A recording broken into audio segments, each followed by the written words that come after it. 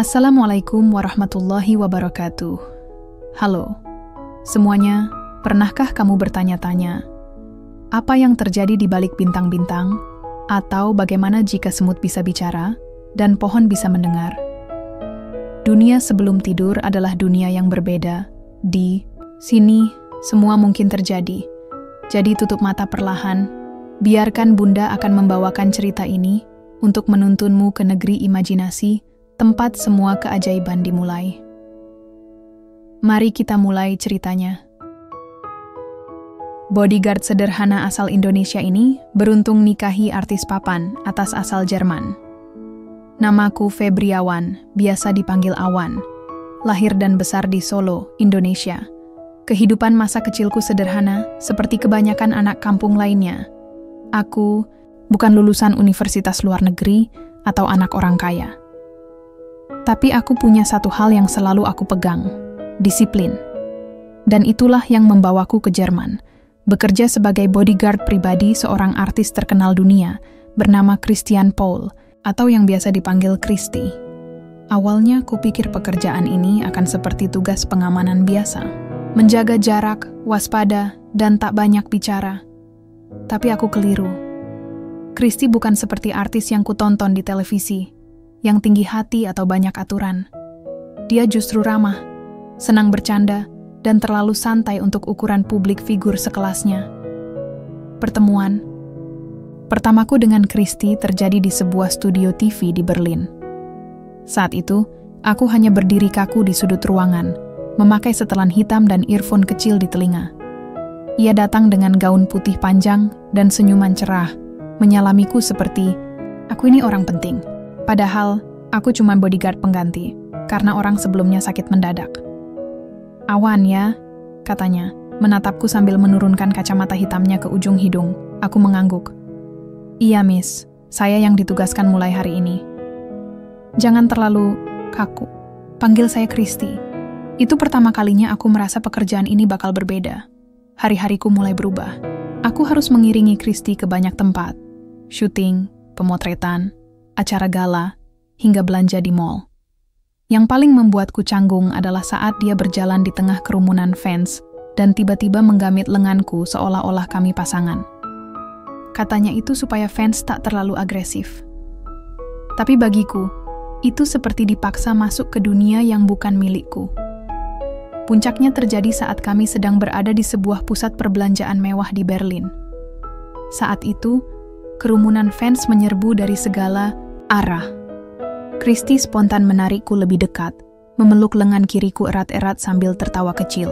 Sementara aku mati gaya, bingung harus bersikap bagaimana. Setelah kejadian itu, dia mengajakku makan siang di sebuah restoran Italia, yang katanya langganannya sejak kuliah. Aku duduk di seberangnya, masih mengenakan setelan kerja. Tangannya menopang, dagu, matanya tak henti menatapku. Kamu tahu, Awan, katanya memotong lasanya dengan tenang. Aku belum pernah merasa setenang ini dengan seseorang. Aku hanya mengangguk pelan. Aku suka kamu. Dunia seketika seperti berhenti bergerak. Aku meneguk air putih cepat-cepat, takut salah bicara. Mataku menatapnya, mencari isyarat bahwa mungkin ia sedang bercanda. Tapi tidak ada tawa, tidak ada cengiran. Aku serius. Aku tahu kamu pasti bingung, tapi aku benar-benar suka kamu. Jantungku berdetak lebih cepat dari biasanya. Aku menunduk, mencoba menjaga wibawa. Maaf, Miss. Christy. Saya cuma pegawai. Saya di sini untuk bekerja. Dia tersenyum tipis. Saya tahu, tapi saya nggak minta kamu untuk pacaran sama saya. Saya cuma ingin kamu tahu, saya merasa nyaman. Aku tidak menjawab. Makan siang itu berakhir dengan diam panjang. Setelahnya, suasana jadi sedikit berbeda. Dia lebih sering mencari kesempatan, berbicara, lebih sering menyentuh lenganku saat tertawa. Dan aku justru makin menjaga jarak. Beberapa hari kemudian, kami kembali ke rumah besarnya di pinggiran Berlin. Christy tampak lelah. Ia berjalan menuju ruang pribadi dan memintaku masuk. Sebuah ruangan besar dengan rak buku, piano, dan jendela tinggi yang menghadap taman belakang. Aku tahu kamu takut. Tapi aku juga manusia, awan. Di luar sana aku mungkin selebriti. Tapi di rumah ini, aku cuma perempuan yang kesepian. Aku hanya berdiri mematung di dekat pintu. Lalu ia mendekat, menatapku lekat-lekat. Aku tidak butuh pria kaya. Aku butuh pria jujur. Dan kamu terlalu jujur untuk dunia ini. Aku tidak tahu harus menjawab apa. Yang jelas, sejak hari itu, aku tahu cerita ini tidak akan seperti cerita orang lain. Aku cuma pemuda Indonesia, biasa-biasa saja. Tapi entah kenapa, dunia Kristi perlahan membuka pintu untukku. Dan aku, dengan segala keraguan, mulai melangkah masuk. Sejak makan siang itu, semuanya berubah. Kristi menjadi lebih sering mencari keberadaanku. Kalau biasanya aku hanya diminta mengantar dan menjaga jarak, sekarang ia mulai melibatkan aku dalam urusan kecil sehari-harinya.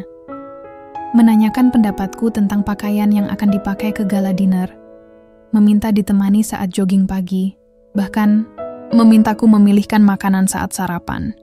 Menurutmu, aku lebih cocok roti gandum atau croissant hari ini? Tanyanya pagi itu, masih mengenakan hoodie besar dan celana olahraga. Aku menahan napas sejenak sebelum menjawab, roti gandum saja, lebih sehat. Kalau begitu aku ikut pilihanmu, katanya sambil tersenyum, lalu berjalan ke dapur seperti gadis biasa, bukan selebriti internasional. Aku makin bingung, bukan karena dia bersikap baik, tapi karena aku mulai kehilangan batas mana pekerjaan dan mana perasaan. Dan itu berbahaya, sangat berbahaya. Di satu sisi, aku hanya pegawai. Aku dibayar untuk menjaga keselamatan, bukan hati. Tapi di sisi lain, Kristi bukan perempuan biasa.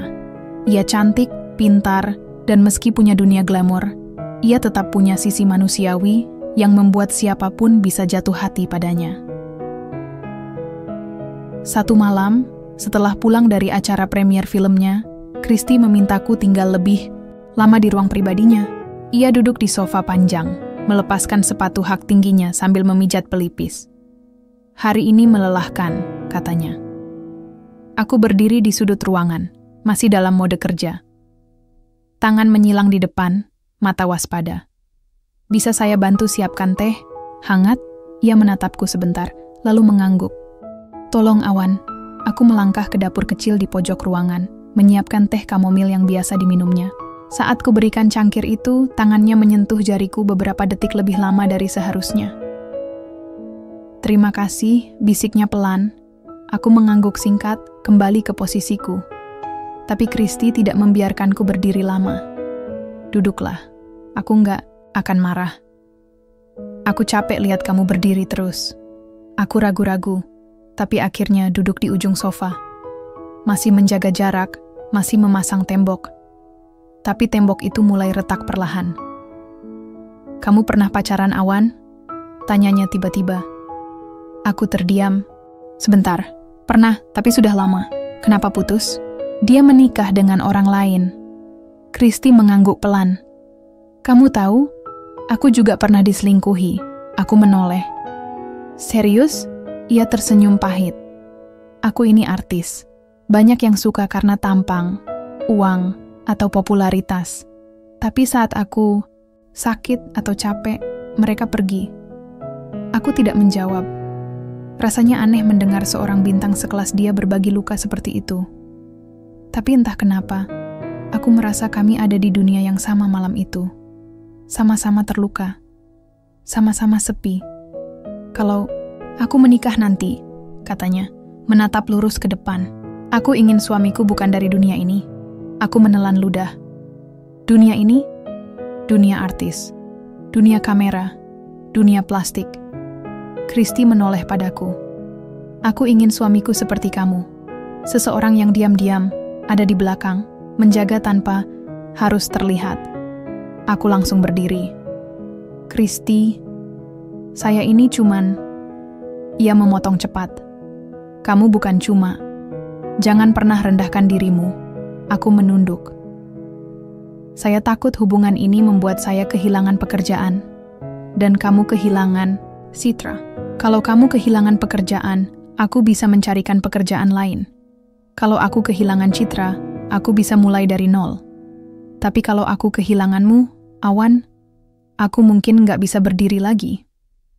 Aku tak pernah mendengar kalimat seperti itu sebelumnya. Tidak dari siapapun, apalagi dari seorang perempuan seperti dia. Suasana hening sejenak.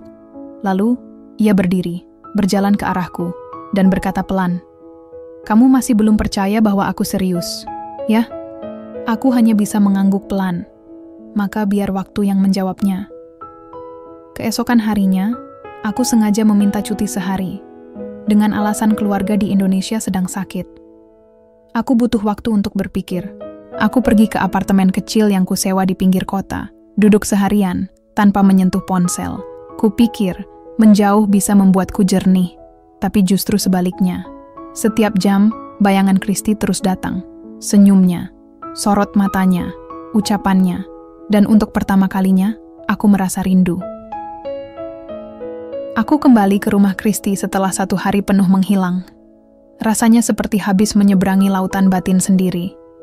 Tapi waktu aku berdiri di depan gerbang rumah mewah itu, satu hal yang aku sadari, aku tidak bisa lari.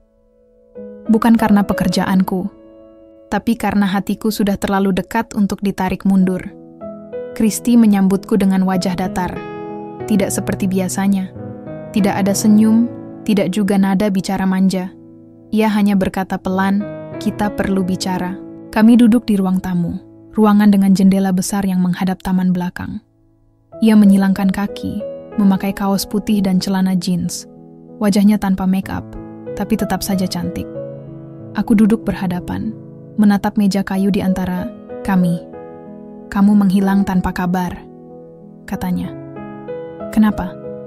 "Saya butuh waktu untuk berpikir." Ia mengangguk. Sudah selesai mikirnya? Aku menatap matanya. Sudah. Dan saya sadar satu hal. Saya suka sama kamu, Kristi. Tapi saya takut. Takut apa? Takut kita terlalu beda. Saya ini cuma orang biasa. Kamu, semua orang kenal kamu. Kamu punya segalanya. Sedangkan saya nggak punya apa-apa. Kristi tertawa kecil. "Kamu pikir aku butuh cowok yang punya segalanya? Aku sudah punya itu semua. Yang aku butuh justru orang yang nggak pernah mengincar itu." Ia bangkit, lalu berjalan pelan ke arah rak buku, mengambil sebuah map coklat. "Ini," katanya sambil menyerahkan map itu. "Aku sudah bicara dengan papa dan mama. Mereka tahu tentang kamu. Awalnya mereka kaget. Tapi setelah aku cerita semua, mereka bilang satu kalimat. Kalau dia benar-benar mencintaimu, dan kamu bahagia, maka kami akan merestui." Aku membuka map itu. Di dalamnya ada dokumen-dokumen berbahasa Jerman, beberapa kutipan saham, surat legal, perusahaan, surat izin bisnis. "Apa ini?" tanyaku. "Bingung. Aku ingin kamu belajar bisnis keluarga kami. Papa sudah tua, dan aku nggak tertarik jadi pengusaha. Aku lebih nyaman jadi aktris. Tapi aku juga ingin bisnis keluarga tetap aman, bukan jatuh ke tangan orang asing." Aku menggeleng pelan. "Kristi, ini terlalu cepat." Ia tersenyum. "Aku tahu. Tapi kalau kita terus menunggu waktu sempurna, mungkin kita akan kehilangan semua. Kadang kita harus berani melompat." Aku berdiri, menatap wajahnya yang kini semakin yakin. "Ada satu hal lagi, Kristi. Aku Muslim, dan kamu..." Kristi tersenyum lebih lebar.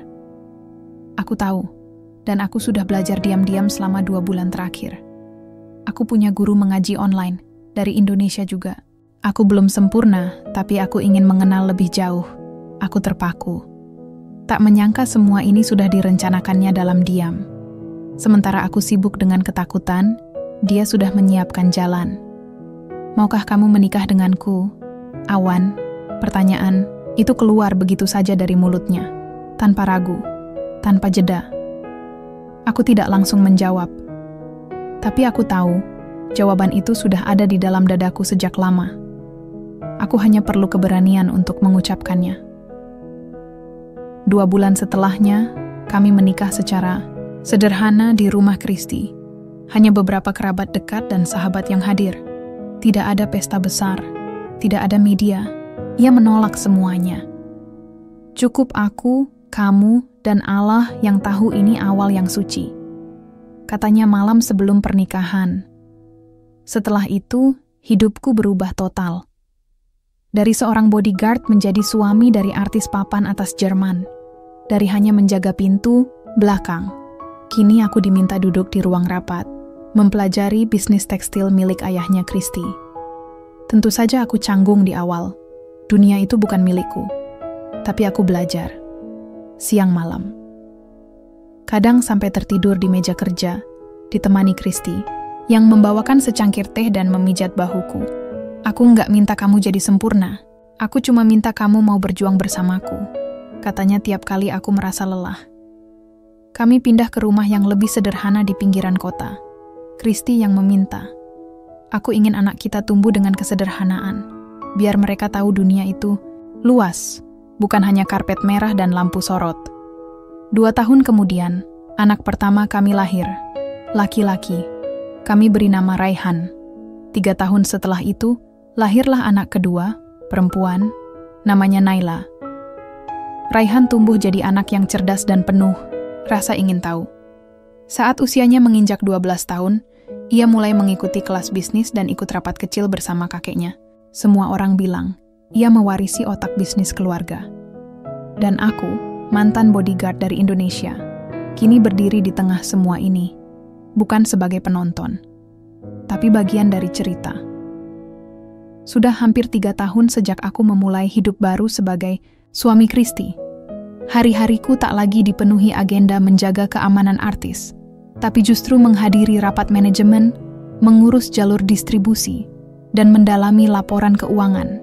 Tak pernah terbayang sebelumnya aku akan sampai di titik ini.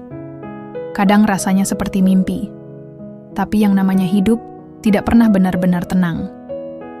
Suatu sore, setelah rapat bersama manajemen divisi pemasaran, aku mendengar percakapan yang tidak sengaja dari balik ruang kerja kaca. 2 pria berdiri di lorong. Mereka adalah saudara kandung Christy, Leon dan Matthias. Sejak awal, hubungan kami memang canggung. Mereka tidak pernah terang-terangan menolak keberadaanku, tapi juga tidak pernah menunjukkan penerimaan yang hangat. Aku masih belum percaya, kakak kita nikah sama dia, kata Leon dengan suara rendah. Dia cuma bodyguard. Dan sekarang ngurus perusahaan? Gila apa papa mikirnya? Balas Matthias. Tunggu saja. Cepat atau lambat kita akan lihat warna aslinya. Aku berdiri kaku di balik dinding, menggenggam map kerja. Rasanya seperti seseorang mencubit perutku dari dalam, bukan karena hinaan mereka, tapi karena ucapan mereka ada benarnya. Aku memang bukan siapa-siapa dibanding mereka. Tapi aku tidak cerita soal itu ke Christy. Aku tak ingin mengganggu pikirannya. Apalagi sejak kelahiran Naila. Ia lebih banyak di rumah, fokus membesarkan anak-anak. Aku ingin membiarkan hidupnya damai. Tapi kecurigaan Leon dan Matthias mulai terasa nyata di minggu-minggu berikutnya. Pertama, mereka mulai menyelidiki keuangan di departemen yang aku kelola. Padahal semua sudah melalui audit profesional. Mereka mendadak meminta rapat tambahan, menanyakan detail kecil yang sebelumnya tidak pernah mereka pedulikan. Kedua, mereka menyebarkan isu ke beberapa staf lama. Hati-hati sama si Awan, jangan terlalu percaya. Begitu bisik-bisik yang sampai ke telingaku dari sekretaris senior. Tentu tidak semua percaya, tapi cukup membuat beberapa orang bersikap lebih dingin dari biasanya. Aku tetap tenang. Kalau aku balas emosi, aku justru membenarkan anggapan mereka. Lalu datanglah ujian sesungguhnya. Salah satu pengiriman bahan tekstil dari pabrik cabang di Hamburg gagal total. Truk kontainer ditahan karena masalah izin bea cukai. Nilainya tidak main-main, lebih dari 1 juta euro. Perusahaan rugi besar. Dan orang yang bertanggung jawab dalam sistem logistik adalah aku. Dalam rapat darurat, semua mata tertuju padaku. Ayah Christy, Mr. Paul, tidak hadir karena sedang dalam masa pemulihan kesehatan. Leon memimpin rapat hari itu. Semua kesalahan ini berasal dari keputusan Awan, katanya tanpa basa-basi. Dia yang mengubah vendor logistik bulan lalu. Semua orang di ruangan ini tahu itu. Aku menarik napas. Saya memang mengusulkan vendor baru, tapi semua dokumen dan kontraknya sudah disetujui bersama. Termasuk ditandatangani oleh Anda sendiri, Leon. Ruangan menjadi sunyi. Leon menatapku tajam, lalu membuka map. Tapi sebelum dia bicara, Matias berdiri. Cukup. Kita tidak sedang bermain lempar bola di sini. Faktanya, perusahaan rugi karena keputusan ceroboh. Dan itu cukup jadi alasan kenapa posisi Awan harus dievaluasi.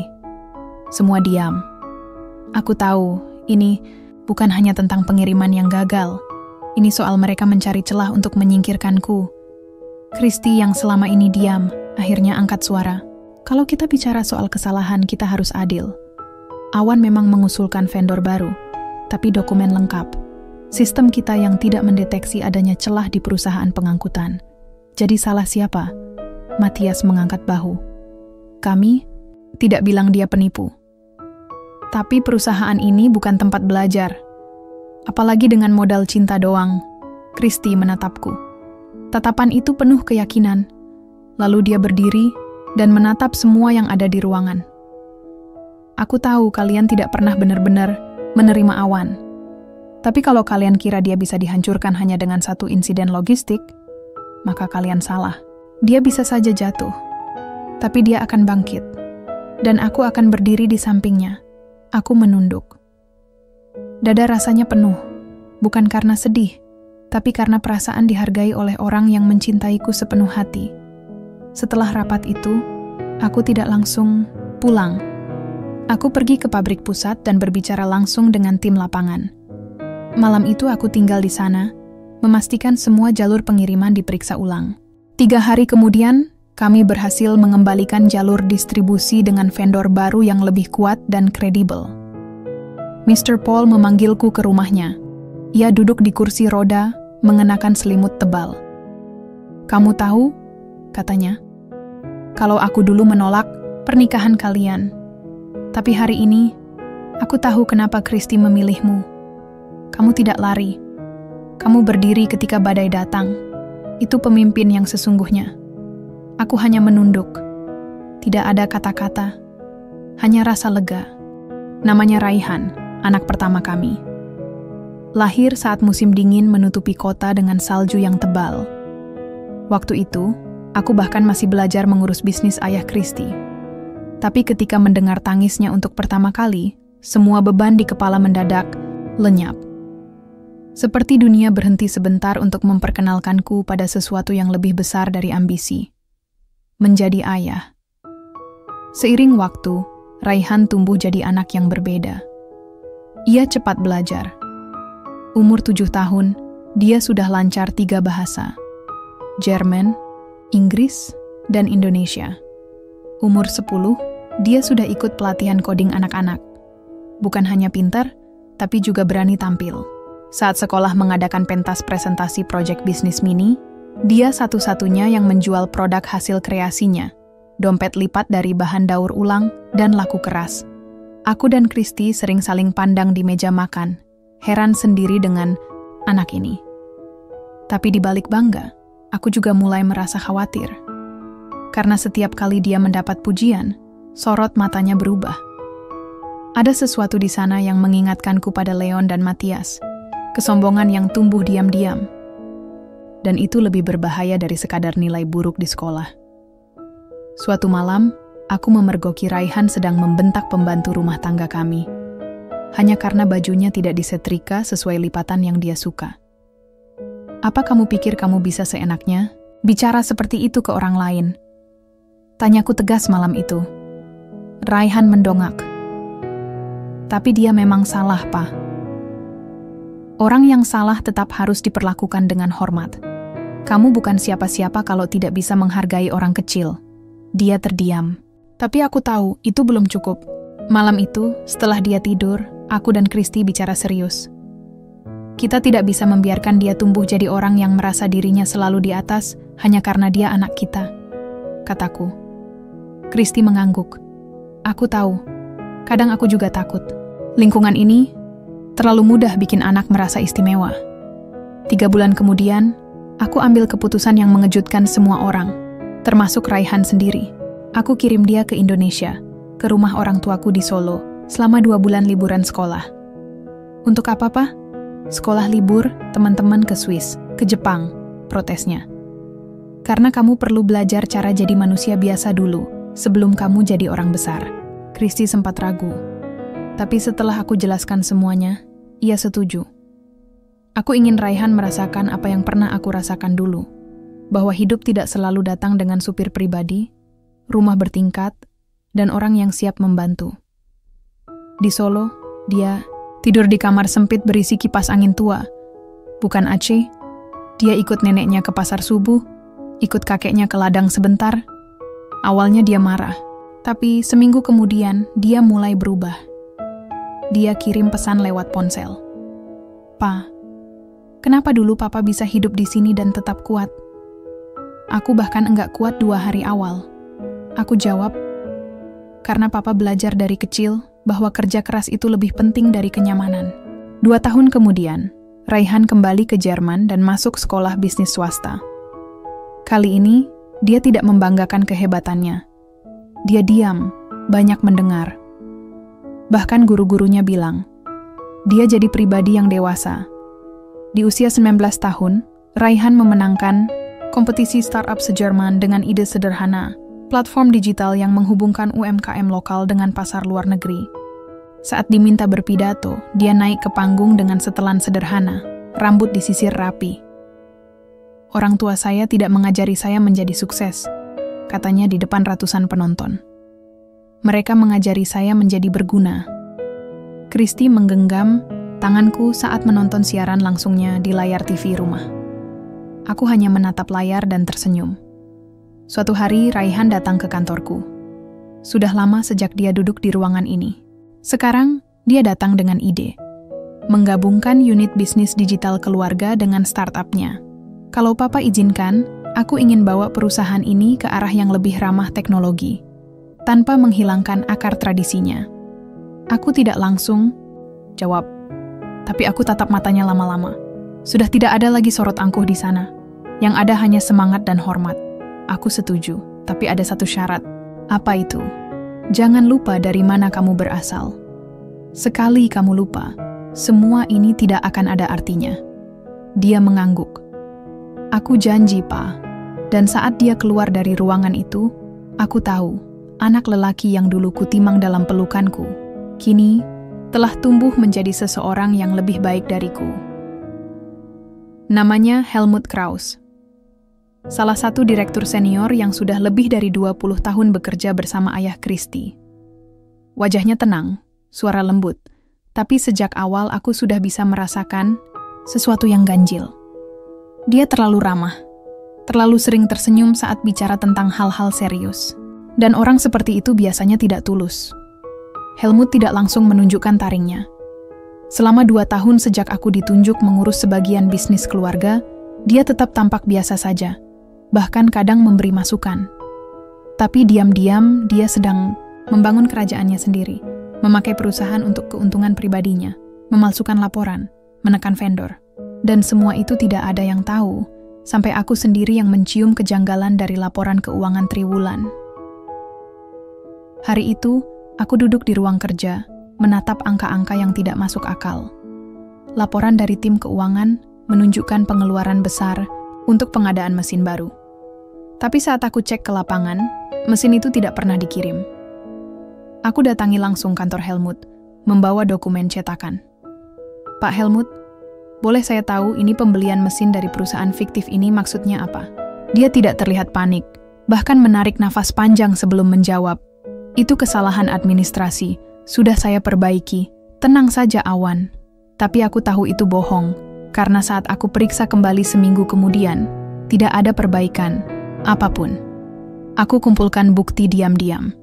Minta tolong 2 staf kepercayaanku untuk menyelidiki. 3 minggu kemudian, kami punya cukup data. Helmut mengalihkan dana lebih dari 3 juta euro ke rekening pribadi, lewat perusahaan bayangan di luar negeri. Lebih parah lagi, dia juga menyuap 2 auditor internal agar laporan terlihat bersih. Saat aku menghadap Kristi, wajahnya pucat. Dia tidak menyangka orang kepercayaan keluarganya ternyata menusuk dari belakang. Kita harus berhati-hati. Helmut punya banyak koneksi.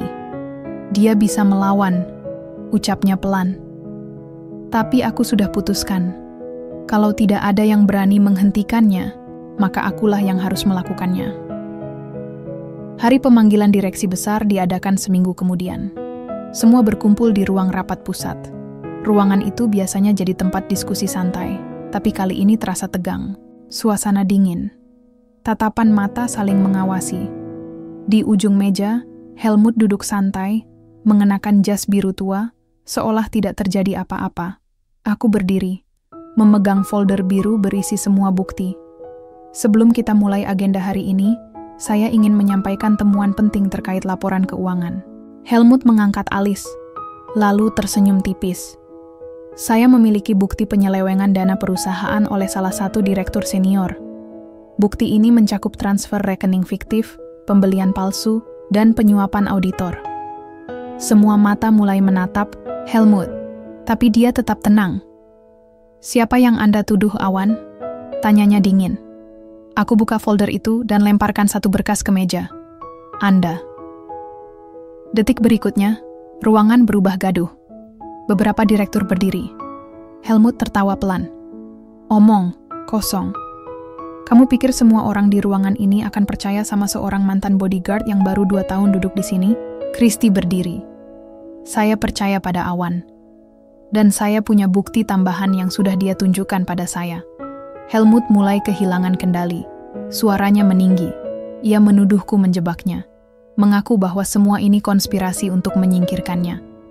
Tapi, semuanya sudah terlambat baginya.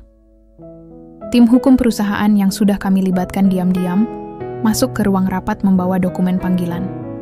Kami akan menyerahkan semua data ke pihak kepolisian. 2 minggu kemudian, Helmut ditangkap secara resmi. Berita itu menyebar cepat di media. Dan nama keluargaku ikut disorot. Sebagian orang mulai menyebarkan isu bahwa aku yang haus kekuasaan, bahwa aku hanya menunggu waktu untuk menyingkirkan orang lama dan menggantikan semua dengan orang pilihanku. Tapi aku diam. Karena bukan mulut orang yang perlu aku jaga, tapi tanggung jawabku pada keluarga dan perusahaan ini. Malam itu, Christy duduk di balkon, menatap langit. Anak kedua kami, Almira, sudah tidur. Aku duduk di sampingnya, menyeruput teh. "Kalau ayahku masih hidup, dia pasti bangga padamu," ucap Christy pelan. Aku hanya tersenyum. Aku cuma melakukan apa yang seharusnya. Christy memandangku lama. "Kamu memang bukan dari sini, Awan, tapi kamu sudah lebih dari pantas berada di sini." Dan saat angin malam menyentuh wajah kami, aku tahu satu hal. Bukan darah, bukan gelar, bukan keturunan yang membuat seseorang layak memimpin, tapi keberanian untuk melawan kebusukan. Bahkan saat seluruh dunia menganggap kita bukan siapa-siapa. Sejak penangkapan Helmut, kantor tak pernah lagi sama. Wartawan berdiri di depan gerbang setiap pagi, menodongkan mikrofon dan kamera ke siapa saja yang lewat. Beberapa karyawan bahkan memilih kerja dari rumah karena takut ikut terseret. Namaku muncul di halaman utama media Jerman. Judul-judulnya tidak selalu baik. "Menantu artis terkaya ini jebloskan direktur senior ke penjara," atau "dari bodyguard." Jadi raja baru, siapa sebenarnya Febriawan dari Indonesia? Christy bilang aku tak perlu ambil pusing. Tapi setiap kali melihat komentar negatif di kolom berita online, hatiku tetap panas. Ada yang menuduhku sengaja menjatuhkan Helmut untuk ambil alih perusahaan. Ada yang bilang aku hanya numpang tenar lewat pernikahan. Sore itu, aku duduk di ruang kerja, menatap layar komputer. Email masuk bertubi-tubi. Ada investor yang mulai ragu. Ada partner lama yang minta penjelasan. Bahkan beberapa tim internal mempertanyakan kepemimpinanku. Lalu masuk satu email dari seseorang yang tidak kukenal. Isinya hanya satu kalimat. "Awan," di atas itu dingin. "Siapkah kamu?" Entah siapa yang mengirim. Tapi aku tahu maksudnya. Menjadi pemimpin bukan hanya soal menangkap penjahat dan memperbaiki sistem, tapi juga bertahan saat semua mata memelototimu, mencari-cari kesalahan. Christy mencoba mengalihkan pikiranku. Ia ajak makan malam di luar kota. Katanya, suasana baru bisa bantu menenangkan. Kami menyewa rumah kecil di tepi danau.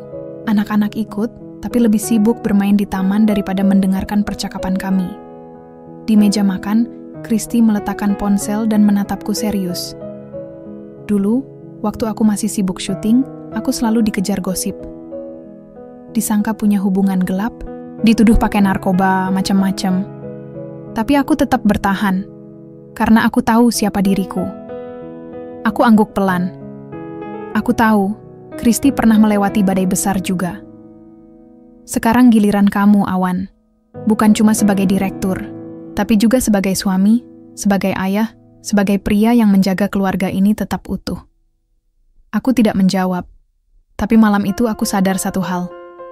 Aku tidak bisa melarikan diri. Aku harus berdiri di depan. Sekuat apapun anginnya. 2 hari kemudian, aku kembali ke kantor, mengumpulkan semua manajer dan kepala departemen. Aku tahu banyak dari mereka tidak percaya padaku, tapi itu tidak penting. Yang penting adalah, mereka tahu arah kita kemana. Aku tunjuk layar proyektor, menunjukkan data nyata. Bukan hanya tentang keuangan, tapi rencana 5 tahun ke depan. Langkah restrukturisasi, pemulihan kepercayaan mitra, dan transparansi yang mutlak. Kalau kalian ingin saya mundur, katakan sekarang. Tapi kalau kalian percaya kita bisa selamat dari badai ini, maka saya janji, saya akan berdiri paling depan. Ruang rapat hening. Lalu perlahan, satu persatu mereka mengangguk. Tak ada tepuk tangan, tak ada sorakan. Tapi aku bisa melihat sorot mata mereka mulai berubah. Mereka ingin maju. Dan mereka butuh pemimpin yang tidak kabur saat semuanya runtuh. Malam, harinya, aku pulang lebih awal.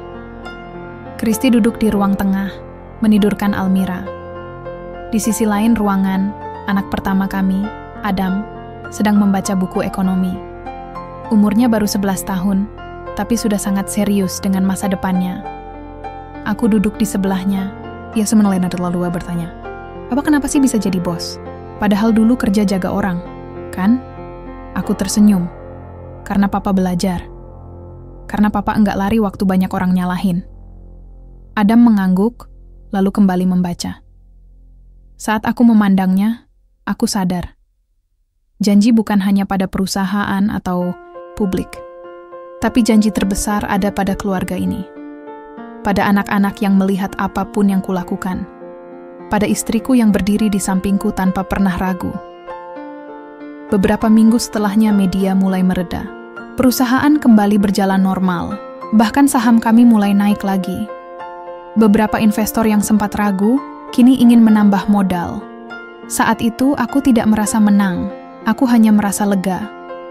Dan suatu pagi, saat sedang menyiram tanaman di halaman rumah, aku menerima panggilan dari direktur utama sebuah perusahaan teknologi besar. Dia menawarkan kerjasama strategis. Katanya, mereka butuh mitra yang jujur dan berani.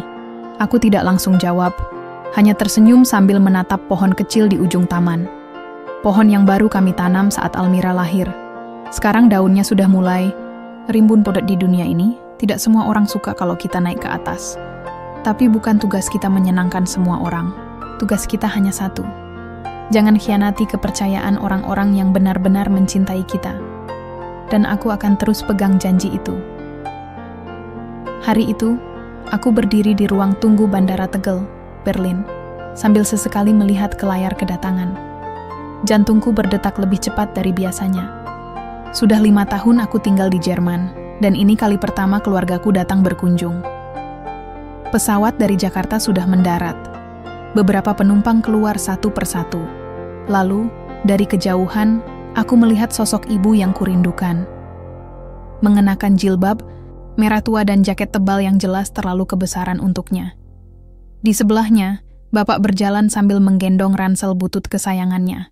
Adikku, Fajar dan Dila, menyusul di belakang sambil celingak-celinguk, seperti orang baru pertama ke luar negeri. Karena memang itu pertama kalinya, aku langsung berjalan cepat menyambut mereka. "Ibu!" teriakku, setengah berlari. Ibu memelukku erat. "Awan, ya Allah, kamu makin kurus. Kamu kerja keras banget ya, Nak. Aku hanya tertawa. Dalam hati, aku tahu sebenarnya berat badanku naik 5 kilo. Kristi menyambut mereka di rumah dengan cara terbaik yang bisa ia lakukan. Ia belajar membuat nasi goreng, walau akhirnya dapur seperti kapal pecah. Tapi ibu malah terharu. "Mantuku, masak sendiri, Masya Allah," katanya berkaca-kaca. Kristi mencium tangan ibu, lalu memeluknya.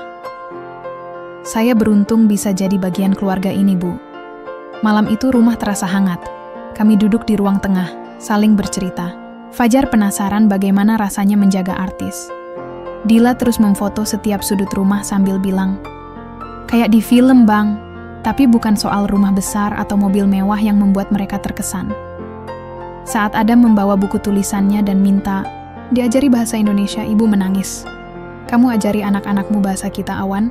"Tentu, Bu. Mereka harus tahu asal mereka." Kristi hanya diam, tapi kulihat wajahnya bahagia. Ia tahu, ini hal penting bagiku. Keesokan harinya, aku mengajak keluarga jalan-jalan ke pabrik tempatku bekerja. Mereka memakai rompi pengunjung dan mengikuti tur kilat yang kupandu sendiri. Bapak berhenti di depan lini produksi dan berkata pelan, "Kamu benar-benar di sini ya, Wan. Dulu kami kira kamu cuma jaga artis keliling dunia." Aku tersenyum. "Itu juga benar, Pak. Tapi sekarang saya pegang sebagian dari perusahaan ini." Bapak hanya mengangguk, lalu menepuk pundakku.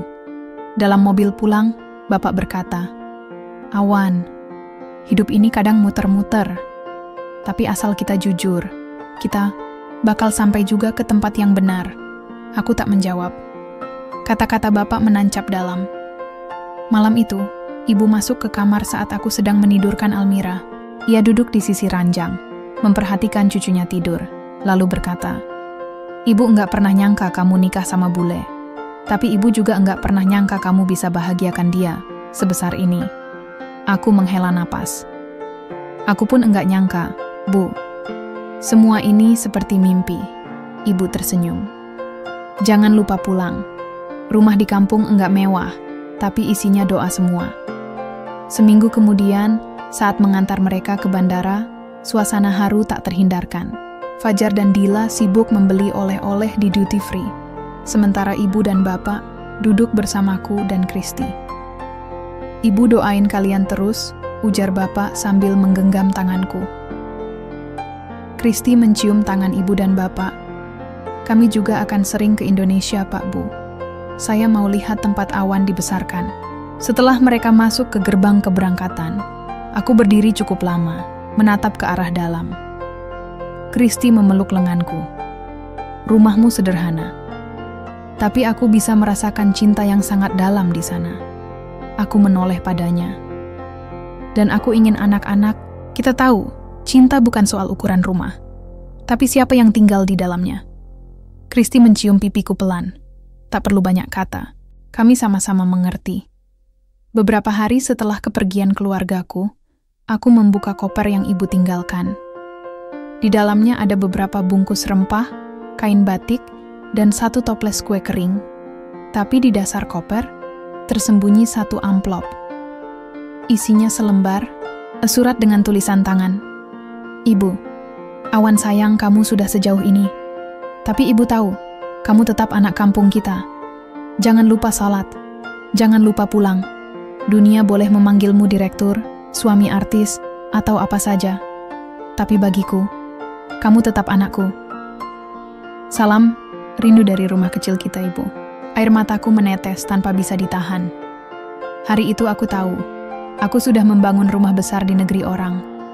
Tapi hatiku tetap tinggal di sebuah gang sempit di pinggir kota Semarang, tempat aku dibesarkan dengan kasih yang tak pernah menuntut balas. Pagi itu, suasana kantor pabrik agak berbeda. Aku berdiri di depan ruang rapat utama, menunggu kedatangan Christian dan anak sulung kami, Adam. Sejak beberapa bulan terakhir, Adam mulai menunjukkan ketertarikan serius pada dunia bisnis yang aku kelola. Aku masih ingat waktu kecil Adam sering ikut aku ke pabrik, memegang buku catatan kecil, bertanya tentang mesin-mesin besar yang berdengung.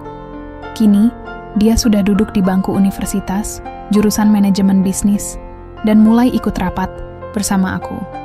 Christian datang lebih dulu, mengenakan blazer biru muda yang biasa ia pakai saat menghadiri event. Dia tersenyum ramah padaku, lalu menatap Adam yang datang membawa laptop dan setumpuk dokumen. "Adam, sudah siap?" tanya Christy lembut. Adam mengangguk. "Sudah, Bu. Aku mau tunjukkan hasil analisa pasar terbaru dari divisi riset. Ini penting untuk ekspansi." Aku mendengarkan dengan seksama saat mereka berdua mulai mempresentasikan rencana bisnis baru untuk perusahaan keluarga. Aku bangga melihat anakku begitu bersemangat, tapi juga waspada.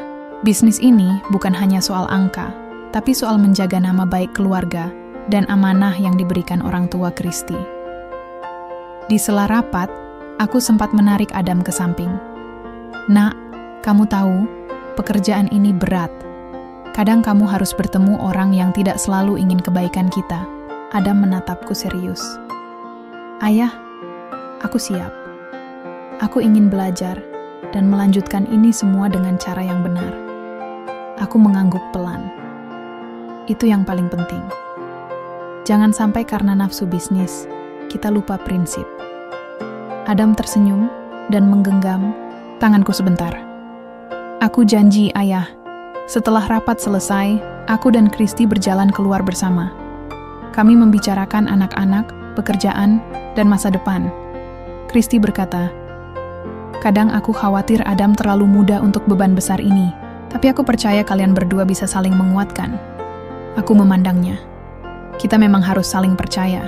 Dia bukan cuma anak kita, tapi juga penerus perjuangan keluarga. Christy menatapku penuh arti. "Bagaimana dengan anak kedua kita, Almira? Apa kamu lihat dia juga akan tertarik dengan bisnis?" Aku tersenyum. "Dia masih kecil. Aku ingin dia tumbuh dulu dengan bahagia, belajar apa yang dia suka. Namun, tidak semuanya berjalan mulus." Beberapa minggu kemudian, ada masalah yang muncul. Seorang mitra bisnis lama mengirimkan surat somasi terkait kontrak yang dianggap batal sepihak. Aku dan Adam harus segera menghadap ke pengacara. Di ruang pengacara itu, Adam terlihat sedikit cemas. "Ayah, apakah ini akan merusak reputasi kita?" Aku menggeleng. "Kita harus hadapi dengan tenang dan hukum. Jangan sampai emosi menguasai." Setelah rapat dengan pengacara, kami menyusun strategi negosiasi dan perbaikan kontrak. Adam belajar banyak dari situasi itu. Aku tahu ini ujian pertama yang harus dia lalui. Malamnya, di rumah, Adam duduk di meja kerja, masih menatap layar laptop. Aku masuk dan duduk di sampingnya. "Kamu lelah?" tanyaku. Adam mengangguk. "Iya, Ayah. Tapi aku mau terus belajar." Aku merangkul bahunya. "Jangan lupa istirahat. Kesuksesan itu maraton, bukan sprint." Adam tersenyum. "Terima kasih, Ayah. Aku beruntung punya kamu dan ibu sebagai contoh." Aku membalas senyumnya dengan bangga. Anak ini akan menjadi pria yang kuat, yang bisa menjaga warisan kami. Hari berikutnya, aku mengajak Adam ke pabrik, memperlihatkan lini produksi yang sedang diperbaiki. "Kamu lihat, setiap bagian kecil ini penting. Seperti dalam hidup, detail itu menentukan hasil akhir." Adam mengangguk serius, mencatat di buku kecilnya. Aku tahu, perjalanan Adam belum selesai. Masih banyak tantangan yang akan datang, tapi aku percaya, selama kami bersama, kami bisa melewati semuanya. Sementara itu, di rumah mewah kami, Christy tetap menjadi penguat hati. Ia mengurus anak-anak dan menjaga keseimbangan keluarga. Suatu sore, ia duduk di ruang pribadinya, menulis surat untuk orang tua di Jerman. Di dalam surat itu, ia menulis betapa bangganya menjadi bagian dari keluarga sederhana, tapi kuat di Indonesia. Ia tahu, cinta dan kesetiaan adalah pondasi utama untuk membangun masa depan. Hari itu, udara terasa berbeda. Aku berdiri di ruang kerja, mengamati pemandangan kota dari balik jendela besar. Cahaya matahari menyusup perlahan, menghangatkan ruang yang penuh dengan kenangan dan harapan. Christy duduk di sofa, menatap anak-anak yang sedang bermain di taman belakang rumah. Sepanjang perjalanan hidup kami bersama, banyak hal sudah kami lalui. Dari awal aku yang hanya seorang bodyguard sederhana, hingga kini menjadi bagian dari keluarga besar yang penuh dengan tanggung jawab dan cinta. Adam dan Almira, anak-anak kami, tumbuh menjadi pribadi yang kuat dan penuh semangat. Adam dengan bisnis yang mulai mengakar kokoh, Almira dengan keinginannya untuk mengejar pendidikan tinggi dan membangun mimpi sendiri. Aku melihat masa depan mereka penuh peluang, seperti langit luas tanpa batas. Namun bukan hanya tentang keberhasilan materi. Yang paling berharga adalah bagaimana keluarga kami tetap bersatu, melewati suka dan duka bersama. Kristi datang menghampiriku, duduk di sebelahku. Kita sudah berjalan jauh, Awan. Aku ingat waktu pertama kali aku bilang, aku suka padamu dimakan. Siang itu, aku tidak pernah menyesal. Aku tersenyum mengingat betapa canggungnya aku waktu itu. Aku juga tak menyangka, Kristi. Kamu yang selalu terlihat sempurna, bisa membuka hati untukku. Dia menggenggam tanganku erat. Kita berbeda, tapi itulah yang membuat kita kuat. Aku juga belajar banyak dari kamu, tentang kesederhanaan dan ketulusan. Malam itu, kami duduk bersama di ruang makan. Anak-anak tertawa riang, suara mereka seperti musik yang mengisi hati. Aku tahu, cinta kami bukanlah kebetulan. Ini adalah anugerah yang harus dijaga. Tak lama setelah itu, orang tua Kristi mengundang kami ke Jerman. Sebuah perjalanan penting untuk mengikat tali keluarga, lebih erat dan menuntaskan urusan bisnis yang masih tertunda. Di Jerman, aku merasa sedikit canggung di awal. Tapi perlahan, aku diterima dengan hangat oleh keluarga besar Kristi. Mereka melihat aku bukan hanya sebagai menantu, tapi juga sebagai penjaga dan pelanjut warisan. Dalam sebuah pertemuan keluarga, aku berbicara tentang visi dan harapan untuk masa depan bisnis sekaligus keluarga. Awan, kami percaya padamu, kata ayah Kristi. Kamu membawa keseimbangan antara bisnis dan keluarga. Itu yang kami cari. Saat kembali ke Indonesia, aku merasakan beban sekaligus semangat baru. Aku dan Kristi berdiri di depan pabrik, menyaksikan karyawan yang bekerja keras membangun masa depan. Aku tahu perjalanan kami belum selesai. Akan selalu ada tantangan, tapi aku yakin dengan cinta dan kerja keras, semuanya bisa dilalui. Di suatu sore yang tenang, aku menulis surat untuk anak-anakku. Surat yang berisi pesan agar mereka selalu ingat bahwa keluarga bukan hanya soal darah, tapi tentang pengorbanan, kejujuran, dan rasa saling menghormati. Aku menutup surat itu dengan kalimat sederhana, tapi bermakna. Jaga cinta, jaga keluarga, dan teruslah melangkah dengan hati yang tulus. Kristi dan aku berdiri di balkon, memandang bintang yang mulai muncul di langit malam. Aku merasakan kedamaian yang tak pernah kurasakan sebelumnya. Cinta kami mungkin bermula dari dunia yang berbeda, tapi kini kami satu. Satu keluarga, satu hati, dan satu masa depan. Bab ini mengakhiri kisah kami dengan pesan bahwa cinta sejati bukan hanya soal keberuntungan, tapi pilihan dan komitmen. Dari seorang bodyguard sederhana, aku belajar bahwa cinta bisa membawa kita ke puncak yang tak pernah kita duga. Dan aku bersyukur, cinta itu datang dalam bentuk Kristi, artis papan, atas dari Jerman yang kini menjadi istriku, ibu dari anak-anakku, dan teman sejatiku. Beberapa tahun setelah kami kembali dari Jerman, kehidupan di rumah dan bisnis semakin menata diri. Aku masih ingat betapa Adam dan Almira sudah mulai berdiri di atas kaki mereka sendiri, membawa warna baru bagi keluarga kami. Namun, seiring bertambahnya usia anak-anak, aku juga menyadari satu hal. Perjuangan sebagai orang tua dan kepala keluarga tidak pernah berhenti. Suatu pagi yang cerah, aku duduk di teras rumah sederhana kami dulu di Indonesia, mengenang masa lalu yang jauh, berbeda. Tempat ini pernah menjadi saksi bisu perjuangan awalku sebelum bertemu Kristi. Kini, meski kami menetap di rumah mewah, aku masih sering menyempatkan diri kembali ke sana, sebagai pengingat, agar tidak lupa dari mana aku berasal. Kristi, yang sedang menyiapkan sarapan di dalam, memanggilku. Awan, Adam sudah siap ke kampus. Dia ingin bertemu denganmu sebentar sebelum pergi. Aku masuk ke dalam dan melihat Adam yang berdiri dengan tas di bahu. Matanya penuh semangat dan sedikit gugup, seperti saat pertama kali aku bimbing dia masuk dunia bisnis. Kamu siap menghadapi tantangan baru? Tanyaku ringan. Adam mengangguk. Aku mulai magang di salah satu perusahaan besar di luar negeri. Ini kesempatan yang tidak boleh aku sia-siakan, Ayah. Aku bangga sekaligus sedih. Anak laki-lakiku ini sudah mulai berjalan jauh, mengambil langkah-langkah besar demi masa depan.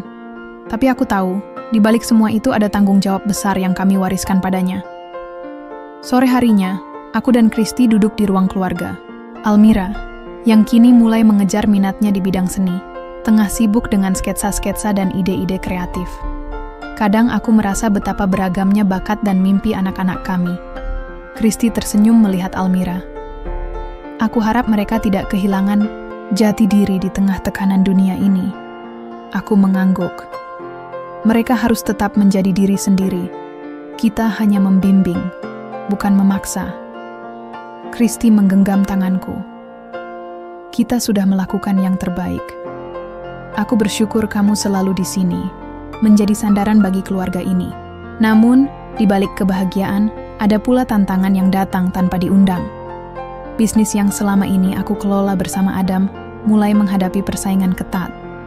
Ada pihak-pihak yang mencoba menjatuhkan reputasi kami melalui gosip dan intrik. Suatu malam, Kristi meneleponku dengan suara serius. "Awan, aku baru dengar ada isu negatif tentang perusahaan kita yang mulai tersebar di media sosial." Aku menarik napas panjang. Aku juga sudah dapat kabar itu. Kita harus tenang dan tanggapi. Tahu dengan strategi yang tepat. Kristi menatapku dengan mata penuh kekhawatiran. Aku takut ini akan berpengaruh pada Adam dan Almira.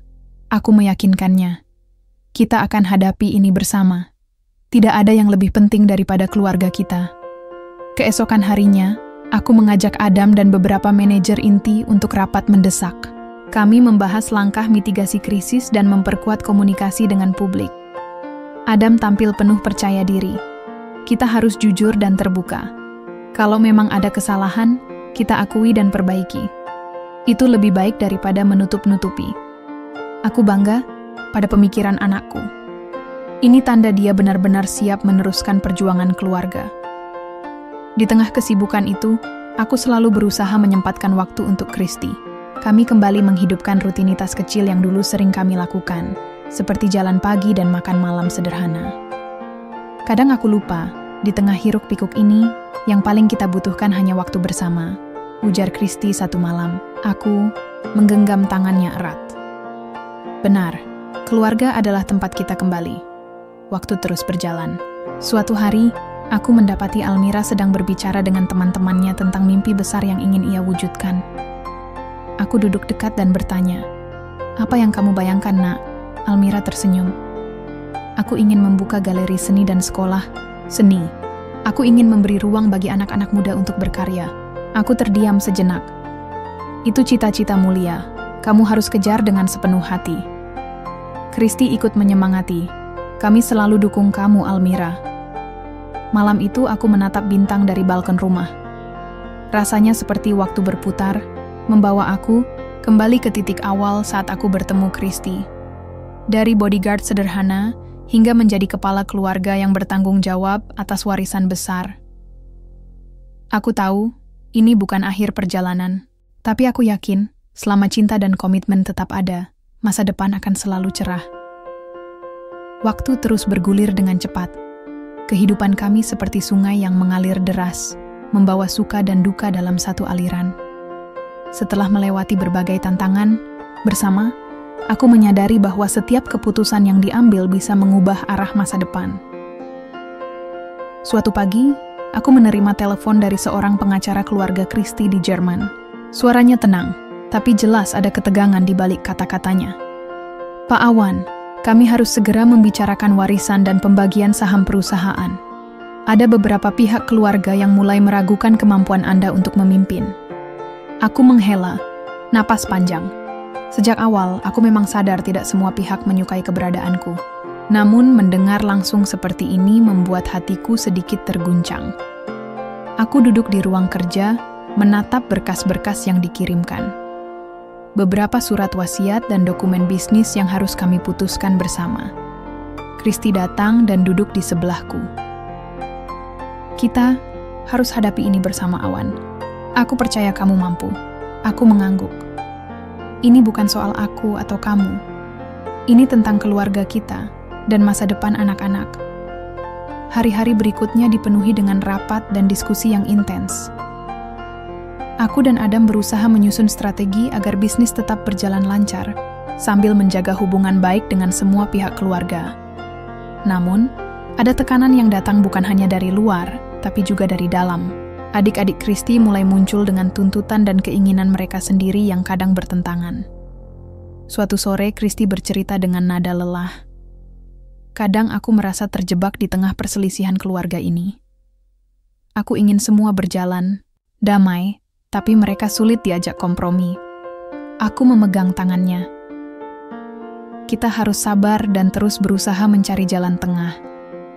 Di tengah segala kesibukan, aku masih berusaha menjadi ayah dan suami yang baik. Adam dan Almira pun berusaha memahami situasi keluarga yang semakin rumit. Adam pernah berkata kepadaku, "Ayah, aku tahu kita sedang diuji, tapi aku yakin kita bisa lewat ini semua dengan kepala tegak." Almira, dengan caranya yang tenang, menambahkan, "Aku percaya pada keluarga kita.